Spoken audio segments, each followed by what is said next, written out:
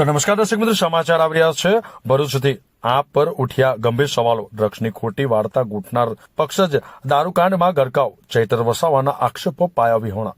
પહેલા પોતાનું ઘર સંભાળે આપ। ડ્રગ્સ અને દારૂ મુદ્દે સરકાર અને પોલીસે નિષ્ફળતા દાખવી હોવાના આરોપો મૂકતા આમ આદમી પાર્ટી હવે પોતે જ કૌભાંડના ચક્રવ્યૂહમાં ફસાઈ ગઈ છે। પાનોલીની ઇન્ફિટ્યુટ રિસર્ચ એન્ડ ડેવલપમેન્ટ કંપની અંગે ડેડિયાપાડાના ધારાસભ્ય ચૈતર વસાવા દ્વારા કરાયેલા આક્ષેપો કંપનીના નવા ડિરેક્ટરો દ્વારા મૂળહીન ગણવામાં આવી રહ્યા છે। કંપનીના ડિરેક્ટર અવિનાશ પટેલે સ્પષ્ટતા કરી કે કંપનીને તેમણે બેંક ઓફ કર્ણાટક પાસેથી કાયદેસર હરાજી કરીને ખરીદી છે અને જૂના ડ્રગ્સ કેસ સાથે તેમનો કોઈ લેવા દેવા નથી। જ્યારે અન્ય ડિરેક્ટર હસમુખભાઈ પટેલે આક્ષેપ કર્યા છે કે આ પાસે સરકાર વિરુદ્ધ લડવા વૈધ મુદ્દાઓ ન હોવાથી ફેબ્રિકેટેડ ન્યૂઝ બનાવી પોલીસ અને સરકારને બદનામ કરવાની કોશિશ કરે છે। આપનું નૈતિક ભાષણ ફેલ। પોતાના જ આગેવાનો દારૂકાંડમાં ઝડપાયા। આપ એક તરફ નૈતિકતા અને સિસ્ટમ સામે લડવાની વાતો કરે છે, પરંતુ બીજી તરફ તેના જ હોદ્દેદારો દારૂના કૌભાંડમાં ઝડપાતા પક્ષની વિશ્વસનીયતા પર પ્રશ્નચિહ્ન ઊભું થયો છે।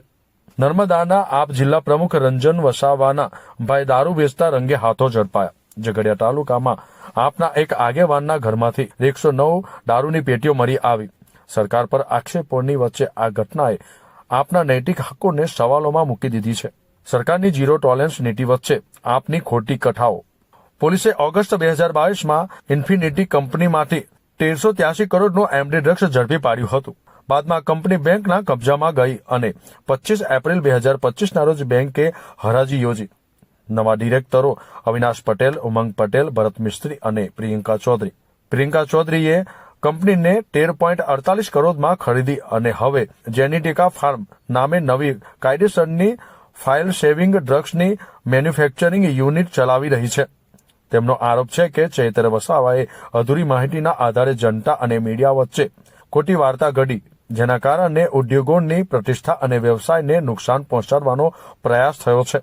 ચૈતર વસાવા માટે કાંડ બની શકે બુમરેંગ। સરકાર પર નશાબંધી અમલમાં નિષ્ફળતા અને હપ્તાખોરીના આક્ષેપો કરતી આપ જ્યારે પોતાના જ લોકોના કૌભાંડ છુપાવી શકતી નથી, ત્યારે ચૈતર વસાવાના રાજકીય હુમલાઓ પાછા તેના ઉપર જ વળી શકે એવા સંજોગો ઊભા થયા છે।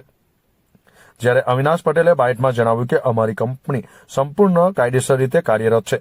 જૂના ડ્રગ્સ કેસ સાથે અમારો બિલકુલ કોઈ સંબંધ નથી। ધારાસભ્ય દ્વારા અધૂરી અને ખોટી માહિતીના આધારે કરવામાં આવેલા નિવેદનો અમારી નિષ્ઠા અને વ્યવસાયને નુકસાન પહોંચાડે છે। જ્યારે લોકોમાં ચર્ચાઈ રહ્યું છે કે ચૈતર વસાવાએ પહેલા પોતાના ઘર આંગણે જ જે ગંદકી છે તેને સાફ કરવી જોઈએ, પછી અન્ય ઉપર આક્ષેપો કરવા જોઈએ તેવી લોકચર્ચાએ જોર પકડ્યું છે। Bureau report, news today, Bharuch. શું નામ આપનું? પટેલ અવિનાશ દિનેશ કુમાર। અવિનાશભાઈ, આપ કેટલા સમયથી આ બિઝનેસ સાથે સંકળાયેલા છો, ઇન્ડસ્ટ્રી સાથે, અને ક્યાંથી છો? 8 થી 10 વર્ષ। શું બિઝનેસ, મુખ્ય બિઝનેસ શું આપનો? ફાર્મા ઇન્ટરમીડિયેટ અને ટ્રેડિંગ। અવિનાશભાઈ, અગાઉ પનોલીની ઇન્ફિનિટી ડ્રગ કંપની જે છે, ઇન્ફિનિટી કંપની ડ્રગ બનાવવાના મામલાઓ પકડાયા હતી અને એના માલિકો બધા અત્યારે જેલમાં છે। તો આમની સાથે કોઈ તમારો સંબંધ કે એ કંપની સાથે કોઈ સંબંધ તમારો? ના, કોઈ નહીં। કોઈને આ કંપની આપણે ક્યારે લીધી અને કોની પાસેથી લીધી? કર્ણાટકા બેંકના ઓક્શનમાંથી આ કંપની લીધી અને 2024। અચ્છા અવિનાશભાઈ, આ કંપનીમાં મૂળ પ્રોડક્ટ શું બનાવશો તમે, કે કઈ પ્રોડક્ટનું ઉત્પાદન થશે? Pharma intermediate. Pharma intermediate. Chaitar વસાવાએ એવા આક્ષેપ કરેલા કે આ ડ્રગ બનાવતી કંપની ફરી ચાલુ થઈ ગઈ છે, તો શું કહેશો આપ? સાહેબ, ઓક્શનમાં અમે તો લીધી છે, બાકી ડ્રગ્સને આગળ લગતું શું છે શું નહીં એ કંપનીમાં તો, બાકી અમે ઓક્શનમાં આ કંપની લીધી। બાકી આક્ષેપ તો હવે કેમ કર્યા છે એમને ખબર। એ બાબતમાં તો એ જે ન્યૂઝ છે એ સત્યથી વેગળા છે અને કયા આશયથી એમણે આ જે સમાચાર ફેલાવ્યા છે એ તો એમને જ ખબર।